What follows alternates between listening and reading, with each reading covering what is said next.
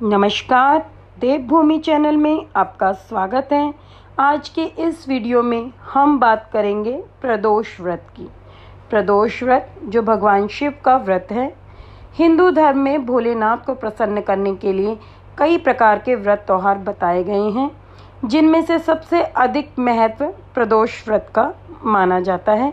तो इस वीडियो में हम जानेंगे कि प्रदोष व्रत कब है और प्रदोष व्रत पर आप किस प्रकार से पूजा करके भगवान शिव को प्रसन्न करें। वीडियो में आगे बढ़ने से पहले मैं आपसे अनुरोध करना चाहूँगी कि अगर अभी तक आपने मेरा चैनल सब्सक्राइब नहीं किया है तो चैनल को सब्सक्राइब कर लीजिए। साथ में बेल बटन को प्रेस करना ना भूलिए, क्योंकि उसी बेल बटन को प्रेस करने के बाद आपको मेरी जो भी नई वीडियो होगी उसका नोटिफिकेशन सबसे पहले आपको मिल जाएगा। और मेरी ये वीडियो अगर आपको पसंद आती है तो लाइक और शेयर करना ना भूलिएगा। तो आइए बात करते हैं प्रदोष व्रत की। हर महीने की कृष्ण और शुक्ल पक्ष की त्रयोदशी तिथि को प्रदोष व्रत रखने का विधान है। ऐसा मानते हैं कि ये जो प्रदोष व्रत होता है, इसमें शाम के समय जो शिव पूजा करता है उसके समस्त कार्य और मनोकामनाएं पूर्ण होती हैं। अभी भाद्रपद यानी भादवा का महीना चल रहा है। भादों का जो ये पहला प्रदोष व्रत है, ये भौम प्रदोष व्रत होगा, तो इसलिए भी इसका महत्व और ज़्यादा बढ़ गया है। सितंबर या ये कहें कि भाद्रपद माह का पहला प्रदोष व्रत 12 सितंबर 2023 मंगलवार को रखा जाएगा। मंगलवार होने की वजह से ही इसे भौम प्रदोष व्रत कहा जा रहा है।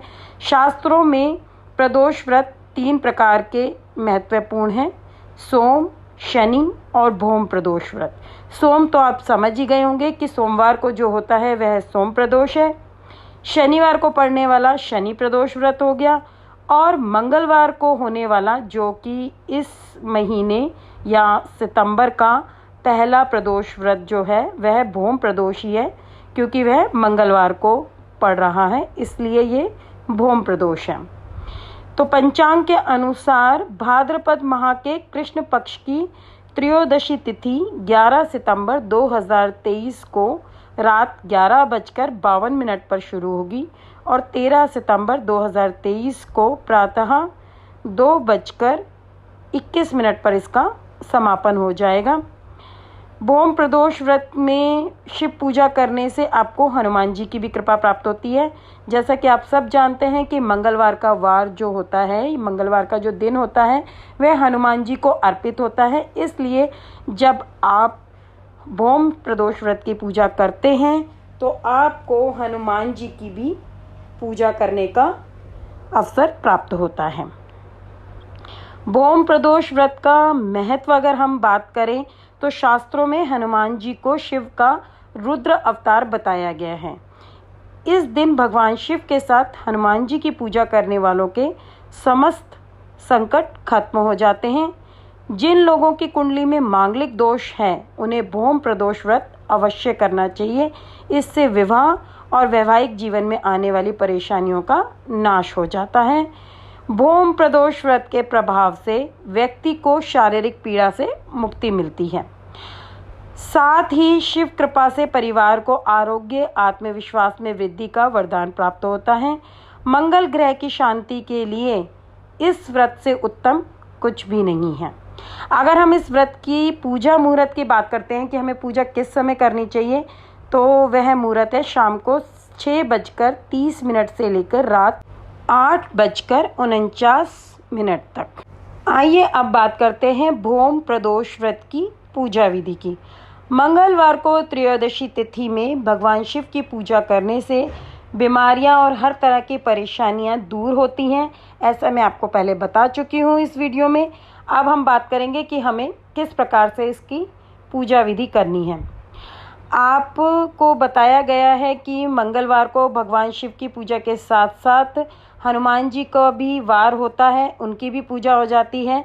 तो ऐसे में सुबह स्नान के बाद व्रत का संकल्प लें और बजरंग बली को आप चोला चढ़ाएं। शाम को दोबारा स्नान करने के बाद शिवजी जी की विधिवत पूजा करें। मंगलवार को पड़ने वाले प्रदोष व्रत और पूजा से उम्र बढ़ती है और सेहत भी अच्छी रहती है। सब प्रदोष व्रत के अपने अपने महत्व हैं।